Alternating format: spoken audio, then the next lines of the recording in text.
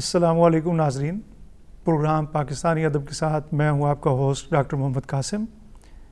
آج ہم اس سلسلے کا پروگرام جو ہے وہ اردو نظم کے حوالے سے کر رہے ہیں۔ اردو نظم کا تاریخی پس منظر کیا رہا ہے، اردو نظم کیا ہے، اردو نظم کے مختلف اسالیب اور اردو نظم کی مختلف شکلیں جو ہیں وہ کیا رہی ہیں، اور پاکستانی دور میں اور پاکستانی دور سے پہلے ان کی کیا حیثیت اور ان کی کیا حقیقت رہی ہے، اس پہ آج ہم نے بات کرنے کے لیے دعوت دی ہے ڈاکٹر ارشد معراج صاحب کو۔ ڈاکٹر ارشد معراج صاحب ہمارے نوجوان شاعر ہیں، نظم کے بہت اچھے شاعر ہیں اور اسلامک یونیورسٹی کے شعبہ اردو سے وابستہ ہیں۔ ویلکم ڈاکٹر صاحب۔ بہت شکریہ جناب۔ سوال یہ ہے کہ نظم کیا ہے؟ جب ہم لفظ نظم بولتے ہیں تو اس کا کیا مطلب ہے؟ نظم کی تعریف کیا ہے؟ نظم کیا ہے؟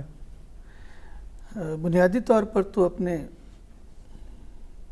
تخیل کو، اپنے فکر کو اور احساس و جذبات کو منظم کرنا، اس سے نظم ہے۔ یعنی یہ اگر اس کو ہم تضاد میں جا کے دیکھیں تو اس کا تضاد نثر سے ہے۔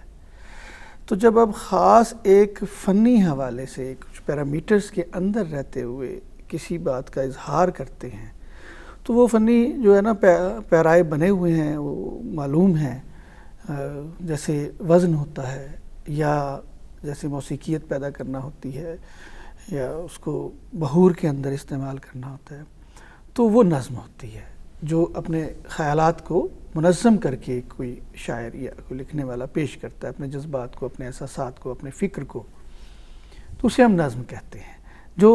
جبکہ نثر جو ہے اس کے مقابلے میں وہ سادہ بیانیہ ہوتا ہے، سیدھا سیدھا لکھا ہوا ہوتا ہے، اس میں کوئی، حالانکہ نثر کے اندر بھی بعض اوقات موسیقیت تو پائی جاتی ہے، لیکن نظم کی ہم یہ سمجھتے ہیں کہ جس کے اندر اپنے خیالات کو خاص عروض کے اندر، بہور کے اندر بیان کرتے ہیں۔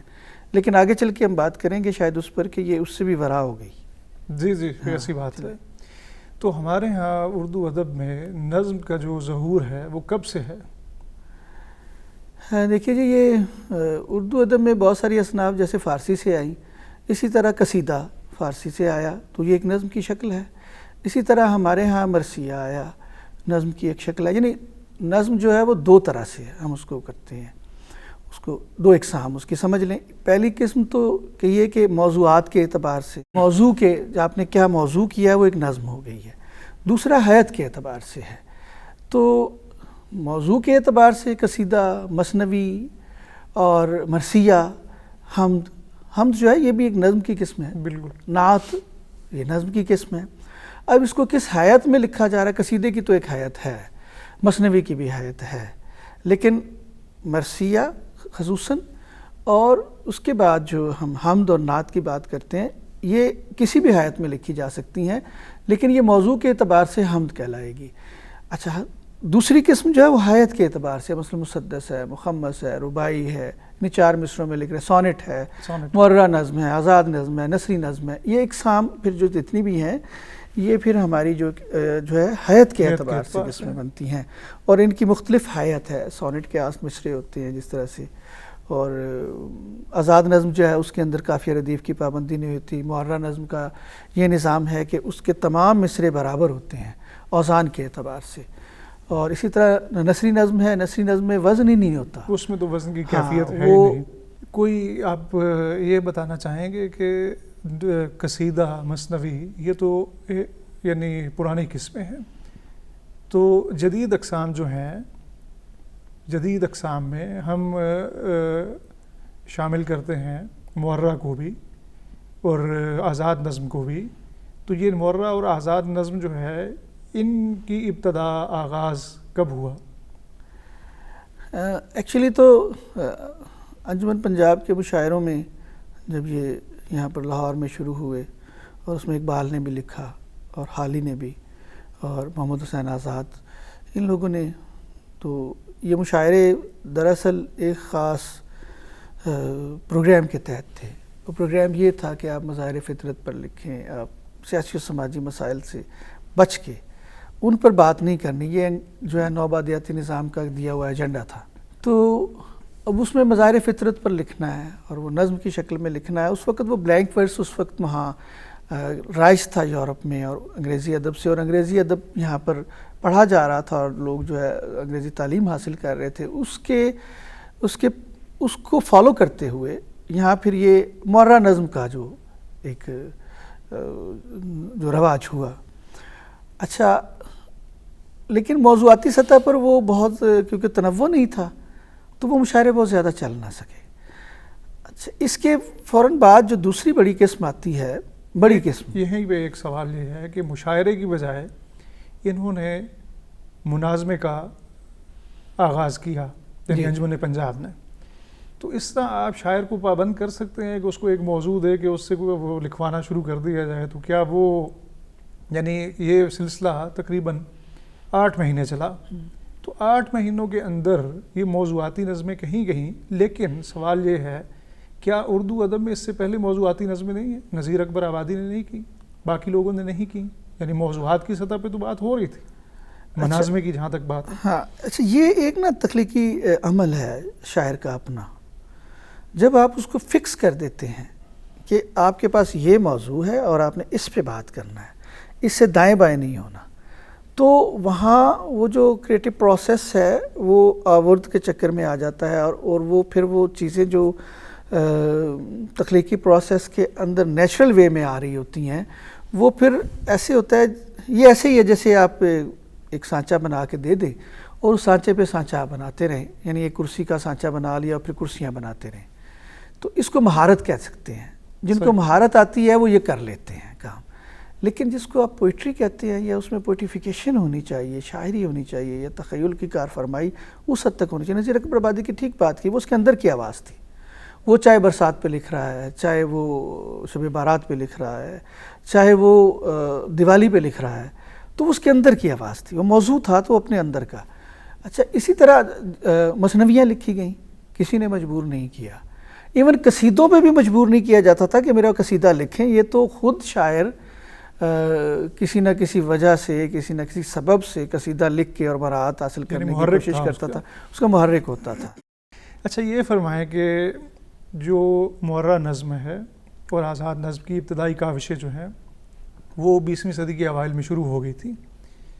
یعنی آپ یہ دیکھیے کہ اسماعیل میرٹھی وغیرہ اور باقی ان کے قبیل کے شعراء جو ہیں وہ ترجمے بھی کر رہے ہیں, کوشش بھی کر رہے ہیں, لیکن آزاد نظم کو, معرہ نظم کو وہ فروغ حاصل نہیں ہوا جو 30s کے بعد ہوا. اچھا یہاں تھوڑی مختلف بات یہ ہے کہ معرہ نظم پھر بھی قابل قبول تھی. اس کی وجہ یہ تھی کہ اس کا جو مصرع ہے وہ خاص جو ارکان ہیں اس کے مصرے کے وہ مکمل ہیں. وہ یعنی مصرع جو غزل کا مصرع ہے اس کے مطابق ہے. اس کو جتنی بھی مخالفت کا سامنا کرنا پڑا ان دونوں نظموں کی اقسام کو, غزل کے لوگوں کی طرف سے کرنا پڑا, اور جو غزل میں بہت مہارت رکھتے تھے. اب غزل جو ہے وہ تو عروض کے بغیر تو ہے ہی نہیں. اب یہ یہاں پر سوال یہ پیدا ہوتا تھا کہ یہ کیسے ممکن ہے کہ آپ کہہ رہے ہیں کہ آزاد بھی اور نظم بھی ہے, یعنی اس کے نام میں ہی تضاد تھا. مسئلہ یہ ہے کہ معرہ نظم کو تو ایکسیپٹنس ہوئی, مقبولیت ہوئی, لیکن اس سے اگلی جست تھی شاعر کی, وہ جست تھی کہ وہ اس مصرے کو توڑنا چاہتا تھا. وہ مصرے کے اس پابندی میں نہیں رہنا چاہتا تھا کہ ایک مصرع اگر 5 ارکان کا ہے تو دوسرا مصرع 2 رکن کا ہو سکتا ہے, تیسرا مصرع 4 ارکان کا پھر ہو سکتا ہے, اور وہ جہاں چاہے رکن کو اس مصرے کے ارکان کو توڑ سکتا ہے اور اس سے اگلا کینٹو بنا کر پھر ابتدا سے بات شروع کر سکتا ہے.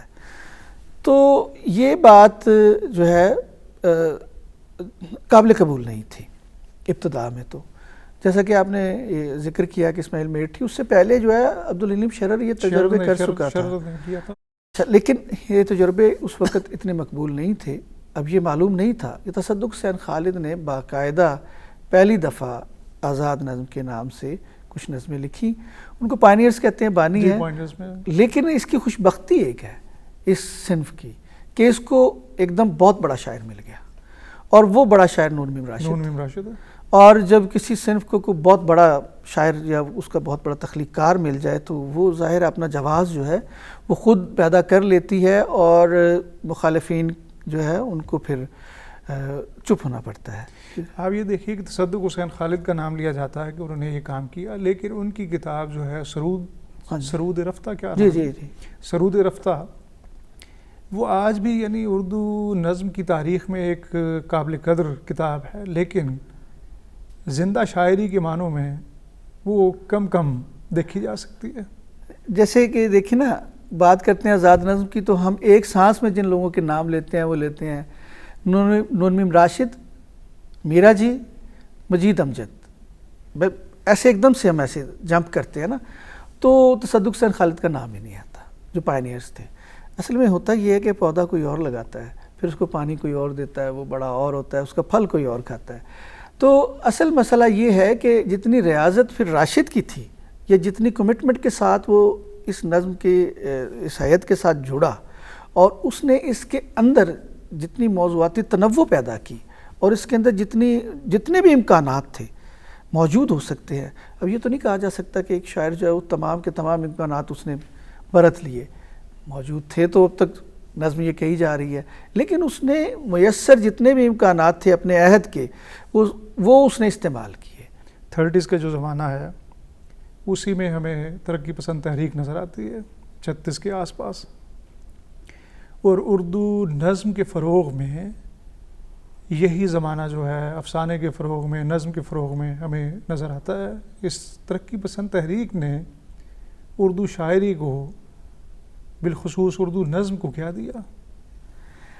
اچھا، یہ بڑا دلچسپ سوال ہے، کیونکہ اب جو نظم آج ہم پیچھے مڑ کے دیکھتے ہیں تو جو نظم زندہ ہے وہ آزاد نظم ہے، وہ چاہے 30 کے بعد شروع ہوئی۔ یہ جو معرہ نظم سادہ بیانیہ ترقی پسند نے شروع کیا، ان کا تو مقصد یہی تھا کہ آپ سادہ بیانیہ انداز اپنائیں، اور ایسا انداز جو کنوے ہوتا ہو، جو دوسرے تک پہنچے، کیونکہ یہ پیغام تھا ایک، کیونکہ اس کے پیچھے ایک مقصد ہے، اور مقصد ایک پیغام کے تحت، اور پیغام پہنچانا ہے، اور وہ پیغام جو ہے وہ پسے ہوئے پسماندہ طبقات تک پہنچانا ہے، اور وہ زبان استعمال کرنی ہے جو سادہ بیانیہ ہو۔ اچھا، اب سادہ بیانیہ نظم کے اندر کتنا تنوع پیدا کیا جا سکتا ہے؟ کیا وہ اسٹیٹمنٹ کے قریب چلی جاتی ہے یا نظم بنتی ہے؟ دیکھیے، بات یہ ہے کہ کوئی بھی چیز ردم میں کہی ہوئی شاعری نہیں ہو سکتی۔ جیسے ہم نے بچپن میں پڑھا، بلبل کا بچہ کھاتا تھا کھچڑی پیتا تھا پانی، اب یہ ردم میں ہے۔ بالکل۔ یا ہم پہاڑے پڑھتے تھے بچپن میں، تو وہ ردم میں ہے، 1 دونی دونی 2 دونی 4، وہ نظم نہیں ہے۔ 71 72 73 74 یہ نظم نہیں ہے۔ 77 78۔ اچھا، اب ہم یک جنبش قلم مسترد بھی نہیں کر سکتے ترقی پسند کی تمام نظم کو، اس میں ایسے شعراء موجود ہیں، اور اسپیشلی جو ہے فیض، اور لیکن فیض کا جو اسلوب ہے وہ تمام پچھلی جو نظم ہے اس سے مختلف ہے۔ لیکن فیض نے بلینک ورس کو بھی یعنی آپ وہ دیکھیں، فیض کی جو نظم ہے کہ تنہائی، جی، پھر آیا کوئی دل کون آیا دل زار، نہیں کوئی نہیں، راہ ہوگا کہیں اور چلا جائے گا، اپنے بے خواب کے واڑوں کو مکفل کر لو، اب یہاں کوئی نہیں آئے گا۔ تو یہی بلینک ورس ہے، معرہ ہے۔ جی ہاں، دیکھیے جہاں تک فیض کی بات ہے، فیض نے تمام امکانات کو استعمال کیا، انہوں نے غزل بھی کی، انہوں نے آزاد نظم بھی کہی، انہوں نے معرہ نظم بھی کہی، ایون انہوں نے ربائی کو بھی کہنے کی کوشش کی، اور دیگر اصناف میں بھی انہوں نے چیزیں۔ تو فیض کا جو بحیثیت شاعر اگر ہم دیکھیں تو اس کی ترقی پسندی کا جو معاملہ ہے وہ ذہنی سطح پہ چلا جاتا ہے، وہ شاعر پہلے ہوتا ہے۔ انہوں نے خود کہا تھا کہ کسی نے پوچھا کہ شاعری میں کیا ہونا چاہیے، تو انہوں نے کہا شاعری کو پہلے شاعر ہی ہونا چاہیے۔ تو یہ تو ان کا اپنا موقف ہے، تو وہ شاعر ہیں بنیادی طور پر، اور شاعری کے جو لوازمات ہیں ان کو وہ پہلے استعمال کرتے ہیں۔ ان کے ہاں پیغام جو ہے وہ ثانوی حیثیت رکھتا ہے، اس لیے ان کے ہاں اشعار کی بے شمار جو ان کے اشعار ہیں یا ان کی نظمیں بے شمار تعداد ایسی ہے جن کے اندر وہ پیغام نہیں بھی ہے، اسی لیے ان کو رومانس اور ریولیوشن کا پوئٹ کہتے ہیں کہ رومانس بہت ہے ان کے ہاں ایک طرح کا۔ تو اس کے پیرالل اختر الایمان ہیں، اختر الایمان، وہ ان میں ایک ایسا جاندار شاعر تھا جس کو اگر وہ تنقید کی طرف زیادہ نہ جاتے اور وہ شاعری میں رہتے تو گو کے نکات بھی بہت اچھے ہیں، لیکن شاعری ان کی ان کی چیزوں کی طرف اس طرح توجہ نہیں جس طرح کرنی چاہیے ہاں کرنی چاہیے. یعنی ان کی وہ جو نظم ہے ایک لڑکا دیار شرق کی آبادیوں کے اونچے ٹیلوں پر، تو یہ نظم لکھتے لکھتے اپنی مکمل حیثیت میں 26 سالوں میں مکمل ہوئی. اس کا آخری ڈاکیومنٹ جو تھا دیکھیے کتنی بڑی بات 26 سال کی ریاضت میں 26 سال میں وہ نظم مکمل ہوتی ہے، یہ بڑی بات ہے. تو ہمارے یہاں میں جس طرح باقی شعراء کی طرف توجہ گئی ہے، اختر الایمان کی طرف توجہ یقیناً گئی ہے، لیکن ان کو ترقی پسندی میں ہی لپیٹ دیا گیا ہے. یعنی ان کی طرف وہ جو ایک ڈیو رسپانس ہونا چاہیے تھا وہ ہمیں نظر نہیں آتا. اچھا، یہ ہر عہد کا ایک مسئلہ بھی رہتا ہے، اور ہمارے یہاں یہ پرابلم ہے کہ ہم خاص نظریات کی وجہ سے شاعر کو اس خاص ایک بریکٹ میں بند کر دیتے ہیں. مجھے اس سے ایک اور یعنی اسی کو بات کو تھوڑا آگے بڑھاتے ہیں. یعنی ہمارے ہاں کچھ لوگوں کو فیض صاحب سے مسائل ہیں ترقی پسندی کی وجہ سے، اور اقبال سے مسائل ہیں اسلام ہونے کی وجہ سے، مسلمان ہونے کی وجہ سے. دونوں بڑے شاعر ہیں، دونوں کا اپنا اپنا مقام ہے. یعنی ہم شاعری کو فیض ہوں یا اقبال ہوں، اگر ان کے ٹیگز کو ہٹا کے ایک فنکار کے طور پہ یا ایک کریٹیو رائٹر کے طور پہ ان کو دیکھیں تو یہ سارے مسئلے حل نہیں ہو سکتے. نہیں، بالکل ہمارے یہاں بائسز جو ہے نا بہت زیادہ ہیں. تو میں یہی بات عرض کرنا چاہ رہا تھا آپ کو کہ ہم شاعری کو شاعری سمجھ کے کیوں نہیں پڑھتے. اچھا، ہم پڑھنے سے پہلے یہ سمجھ لیتے ہیں کہ اب یہ ترقی پسند ہے تو اس کی جتنی بھی خامیاں ہیں ہم نے ڈھونڈنی ہے، اور اب یہ اسلام پسند ہے تو ہم نے دوسرے گروپ کی طرف سے اس کو ذرا تھوڑا سا رگیدنا ہے. تو ہم کتاب پڑھتے ہوئے بعض اوقات اس طرح کے پائسسنس آپ کھلا چھوڑ کر کتاب کو پڑھتے ہیں، وہ شاعری کی ہے یا کوئی بھی ہے، تو وہ آپ کو میرے خیال میں بہت کچھ کنٹریبیوٹ کرتی ہے، وہ آپ کو بتاتی ہے کہ نہیں. تو اسی طرح سے جب یہ ہمارے ہاں اسلامی ادب کی تحریکیں شروع ہوئی، پاکستانی ادب کی تحریکیں شروع ہوئی، اور پیچھے مڑ کے انہوں نے دیکھا اور جو کچھ یہ لوگ تھے 36 کی دہائی والے اور ترقی پسند، تو ان کو انہوں نے ڈسون کیا اس طرح سے. لیکن ڈسون نہیں کیا جا سکتا کیونکہ ہماری تاریخ کا حصہ ہیں جی، اور ہمارے ادب کا حصہ ہیں. ٹھیک ہے، بعض اوقات ہم اس کو کوئی غالب رجحان کے تحت ہم نہیں دیکھ رہے، لیکن ایک وقت ضرور آتا ہے کہ پھر دیکھتے ہیں. ڈسون تو اس لیے بھی نہیں کیا جا سکتا کہ نظم کا جو فروغ ہو رہا ہے 36 میں ترقی پسند آ رہے ہیں، 39 میں حلقہ ارباب ذوق والے آ رہے ہیں.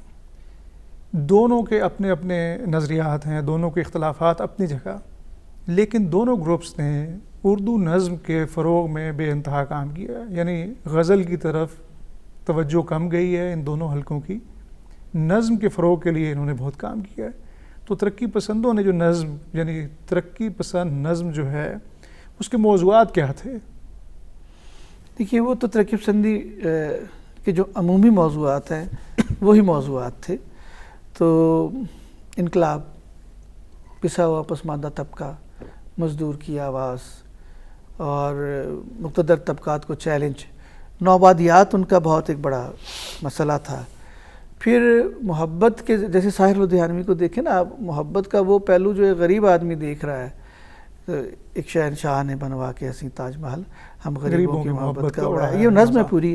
تو یہ نظم دیکھیے کہ ایک نچلی کلاس کی جذبات کی ترجمانی، چاہے وہ رومانس میں ہے یا ریولوشن میں ہے، معیشت میں ہے یا سیاست میں ہے، معاشرت میں ہے یا اخلاق میں ہے، یہ ان کی نظم کا مطمع نظر تھا. اچھا، اس میں کیفی اعظمی کی ایک آواز تھی، اچھا وہ بڑی مختلف تھی. مجھے ہمیشہ کیفی اعظمی کی نظم نے بہت متوجہ کیا. اب دیکھیے ان کی طرف بھی دھیان نہیں گیا کبھی کسی رات بھر دیدہ نمناک میں لہراتے رہے، خواب کی طرح سے، سانس کی طرح سے آپ آتے رہے جاتے رہے. تو اس کے علاوہ وہ روشنی چاہیے، روشنی چاہیے ان کا ایک وہ میں نظم ہے جس میں میں کنویں میں پڑا ہوں زمانے ہوئے. اور یہ نظم بے پناہ، یعنی ہمارے وہ جو اس وقت کا ایک گھٹن تھی، ایک نوآبادیاتی کلچر کے اندر، اس نظام کے اندر ہم جس طرح سے ہندوستانی پس رہا تھا، اس کی ایک آواز تھی پوری. تو نو ڈاؤٹ اس میں کوئی شک کی بات نہیں ہے کہ ترقی پسندی نے ان موضوعات کو چھوا. اب اس کے پیرالل دوسری بات آ جاتی ہے القرباب ذوق. لیکن یہاں پہ تو یہ بتائیے کہ مجاز کی جو نظمیں ہیں ان کے اندر ترقی پسندی کے علاوہ کچھ اور بھی ملتا ہے. یعنی وہ جو آوارہ نظم ہے وہ اردو میں اپنی طرز کی اس وقت یعنی واحد نظم ہے. آپ اس کو دیکھ سکتے ہیں کہ وہ دیگر ترقی پسندوں سے شاعر اپنی انر فیلنگز جو ہے اس کو ایکسپریس کر رہا ہے. یعنی وہ جھنڈا لے کے نہیں پھر رہا, وہ پروپیگنڈا نہیں کر رہا. یعنی شہر کی رات اور میں ناشاد و ناکارہ پھروں, جگمگاتی جھاگتی سڑکوں پہ آوارہ پھروں, غیر کی بستی ہے کب تک در بدر مارا پھروں, اے غم دل کیا کروں, اے وحشت دل کیا کروں. تو یعنی ترقی پسندوں کے ہاں ایسی شاعری بھی ہمیں ملتی ہے. اچھا, مسئلہ یہ ہے کہ ہم ٹوٹیلٹی میں اس میں کلیت میں دیکھتے ہیں کہ فرد جو ہے وہ اس کی کئی فیکلٹیز ہیں. اس کی محبت بھی ہے, اس کا جذبہ بھی ہے, اس کا وطن بھی, اس کا معیشت بھی ہے, سیاسی نظام بھی ہے, اخلاقی نظام بھی ہے, کہیں اس کا عقیدہ بھی ہے. اب یہ اتنی بے شمار فیکلٹیز ہیں تو یہ اوور لیپ کرتی ہیں. بعض اوقات کئی ایک فیکلٹی دوسری کو اوور لیپ کر جاتی ہے, لیکن کہیں موجود تو ہوتی ہیں نا. وہ موجود ہوتی ہیں تو آتی ہیں. تو جیسے فیض کے ہاں دیکھ لیں, ہمیں بے شمار پڑھتے ہیں موضوعاتی, اور غالب جو ہے وہ راشد نے ان کو کہا تھا رومانس اینڈ ریولیوشن کا پوئٹ, تو وہ غالب جو ہے ان کے اندر وہ محبت بھی بے پناہ ہے. لوٹ جاتی ہے ادھر کو بھی نظر, اب بھی دلکش ہے تیرا حسن مگر کیا کیجیے, لوٹ جاتی ہے ادھر کو بھی نظر. تو یہ دونوں چیزیں پیرالل چلتی. انسان کی ذات اپنی بھی ہے نا, میں بھی ہوں, اور میری اپنی کچھ مسائل ہیں جو میرے جذباتی ہیں, میرے احساساتی ہیں, حسیاتی مسائل ہیں. تو یہ تمام کے تمام ان تمام شاعروں کے ہاں رہے ہیں. جیسے آپ نے اختر الایمان کا ذکر کیا, جیسے ابھی آپ نے مجاز کا ذکر کیا, فیض کا میں بار بار ذکر کر رہا ہوں. اچھا دیکھیے, اقبال کے ہاں بھی یہ معاملات تو ہیں. بالکل ہیں. اقبال صرف جو ہے وہ سیلف کا پوئٹ بھی ہے. انہوں نے اپنی ذات کے حوالے سے بھی بات کی, ٹھیک ہے. انہوں نے بڑی نظمیں بھی لکھی, مسجد کتبہ جیسی بڑی نظم لکھی اور نظمیں لکھی. اور اقبال کی نظم اور اس کے آہنگ سے بچنا جیسے کہ بہت مشکل تھا. میں آگے چل کے پھر بات کرتے ہیں اقبال پر بھی. تو اب یہاں پہ یہ دونوں, ایک طرف اقبال کھڑا ہوا ہے پیچھے, اور آگے جو ہے یہ ترقی پسندی کی ایکسٹینشن ہے اس کی. تو ان کو ملا کے دیکھنا پڑتا ہے ہمیں. نظریہ ہے لیکن نظریے کے ساتھ ساتھ سیلف بھی ہے. بالکل. ترقی پسندی کے ساتھ ساتھ ہی ہمیں یعنی 39 میں ہلکا ارباب ذوق والے دکھائی دیتے ہیں جو نظم کو, شاعری کو پروپیگنڈے سے الگ کرتے ہیں اور اپنی انر فیلنگز, اپنی ذات, محسوسات, ایک طرز احساس بالکل مختلف دکھائی دیتا ہے. تو ترقی پسندوں کے تناظر میں اگر دیکھا جائے ہلکا ارباب ذوق کے شاعروں کی کیا کنٹریبیوشن ہے نظم کے حوالے سے؟ اچھا, ادھر سے دیکھنا تھوڑا اور کام ہے, ویسے بات کرنا اس پہ اور کام ہے. یہ بزم داستان گویاں, جسے آپ کو پتہ ہے کہ اس کا نام پہلے یہ تھا, اور یہ لاہور میں داستان کہنے والے نسیم حجازی اور یہ ان کا کچھ دوست تھے, وہ تمام نے مل کر یہ بنائی. پھر اس میں میرا جی کی انٹری ہوتی ہے. میرا جی آتے ہیں تو پھر اس کا نام ہلکا ارباب ذوق رکھا جاتا ہے, اور اس کو پھر اب تک یہ چل رہا ہے ہلکا ارباب ذوق, یہ شیپ, اس شکل کے اندر اس کو لایا جاتا ہے. اصل میں مسئلہ یہ ہے کہ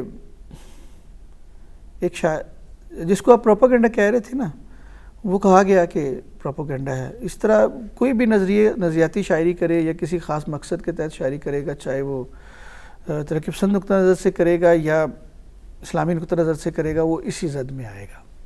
لیکن میں یہ سمجھتا ہوں کہ جب نظریہ لاشعور کا حصہ بن جاتا ہے, وہ ہڈیوں میں رچ بس جاتا ہے, وہ آپ کے خلیوں کے اندر بسر ہونے لگتا ہے اور آپ اس سے باہر نہیں نکل سکتے, ایون دین آپ کے خواب بھی اس میں شامل ہو جاتے ہیں, تو تب وہ پروپیگنڈا نہیں رہتا, تب وہ جینون آواز بن جاتی ہے, تب پھر اقبال بنتا ہے اور تب پھر فیض بنتا ہے.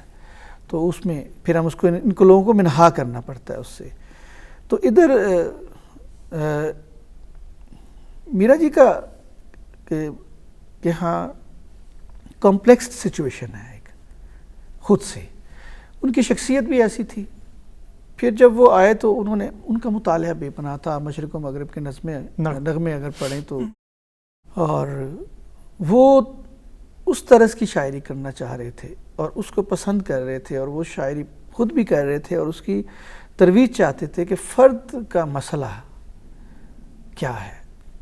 اچھا, اب ہم جو افراد کا مسئلہ ہے, جو اجتماعیت, کلیکٹیوزم کی بات کرتا ہے نا, اس سے پیچھے جو ترقی پسندی ہے, تو وہ انفرادیت کی بات کرتے ہیں. میں انڈیویجول ہوں, اگر روم جل رہا ہے اور نیرو کا دل چاہ رہا ہے کہ وہ بیٹھ کے بانسری بجائے, تو وہ اس کو حق حاصل ہے کہ وہ بانسری بجائے. وہ یہ کہنا چاہ رہے ہیں. تو یہ کسی فرد واحد کا استحقاق ہے کہ وہ اگر اس موب کے ساتھ آواز میں آواز نہیں ملانا چاہتا تو نہیں ملا سکتا. تو یہ تو اس کا استحقاق ہے, شخصی استحقاق ہے, انسانی استحقاق ہے. میرا جی نے اس کو پرووک کیا. تو اس کے تحت وہ جو جذبہ تھا, احساس و جذبہ, جو ہمارے ایک فطری عمل ہے انسان کے اندر. دوسرا, انسان جو اس کے اندر بے شمار فیکلٹیز ہیں, وہ بے شک بہت ہی کمپلیکس سچویشن سے گزرتا ہے. ان کمپلیکس سچویشن کا اظہار, اب یہ اظہار جو ہے علامت کے ذریعے ہو رہا ہے, اور یہ علامت جو ہے اتنی کمپلیکسڈ ہے. اس کے اندر فرائیڈین تھیوری کو ہم لازمی سامنے رکھیں گے, میرا جی پہ بات کرتے ہوئے, میرا جی کو سمجھتے ہوئے. تو سب سے پہلے جو نظم کا تجزیاتی مطالعہ کرنے کا جو رواج ہے وہ بھی میرا جی نے شروع کیا. اب کہتے یہ ہے کہ نظم کے اندر ایمبیگوٹی جو ہوتی ہے, ابہام جو ہوتی ہے, وہ اس کا حسن ہوتا ہے.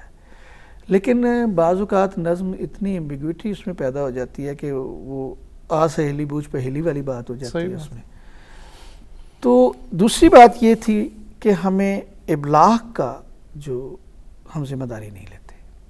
الکروا بے ذوق کے شعراء کا یہ بھی ایک بیانیہ تھا کہ اگر قاری اس سطح پر نہیں پہنچتا ہے تو یہ ہماری ذمہ داری نہیں ہے. آپ قاری کی سطح پر نہ پہنچیں. اچھا, تو تیسری بات یہ کہ موضوعات جو تھے وہ اس میں کوئی فکسڈ نہیں ہے, کسی قسم کی قطعاً نہیں ہے. کسی بھی موضوع پر کوئی بھی شاعر کسی بھی وقت کچھ بھی لکھ سکتا ہے.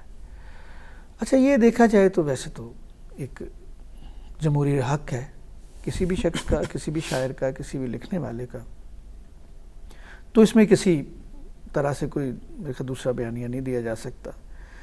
مسئلہ یہ تھا کہ یہ جو نفسیاتی مسئلے نظمیں تھیں اور فرائیڈین تھیوری کے تھرو ان کو دیکھا جا رہا تھا, اس حوالے سے ایک لہدے شروع ہوئی اور اس نظم کے خلاف بات ہونا شروع ہوئی, اور یہ قابل قبول نہیں تھی.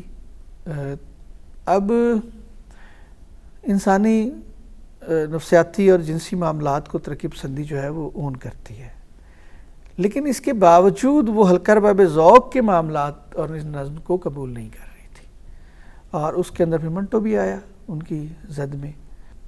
ناظرین, ہمارے پروگرام کا وقت ختم ہوا جاتا ہے. اردو نظم اور جدید اردو نظم کے حوالے سے اور پاکستانی اردو نظم کے حوالے سے مزید گفتگو انشاءاللہ ہم اپنے اگلے پروگرام میں کریں گے. تب تک کے لیے ہمیں اجازت دیجیے. اللہ حافظ.